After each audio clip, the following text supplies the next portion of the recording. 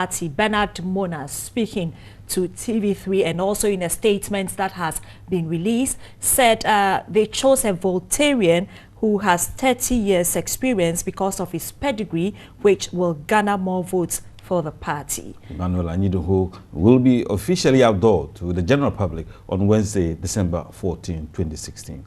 Wednesday, September 14, 2016. Emmanuel Anyidoho, dressed in a neatly cut African print, sported in dark shades when he joined Dr. Edward Nasigiri Mahama on his tour of TV3 in June this year. He is the man the People's National Convention wants to partner Dr. Edward Nasigiri Mahama into the 2016 general elections. Obviously, one of the brains behind the PNC economic policy for some time now. He's been contributing even from afar. And when he decided to return to Ghana, the leadership of the party met with him. The presidential candidate offered him.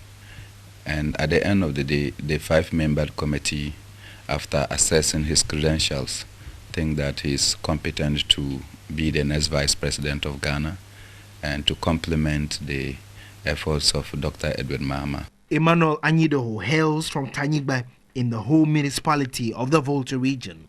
He has 30 years of experience as an economist with specialization in trade, regional integration, finance, public finance, and financial management. Having worked at the Ministry of Finance at the United Nations and the African Union, Emmanuel Anyidoho is the president of the African Development Center of the University of Nicosia in Cyprus. He is absolutely opposed to the economic partnership agreement, and under his leadership will see to the obligation of such economic partnership agreement.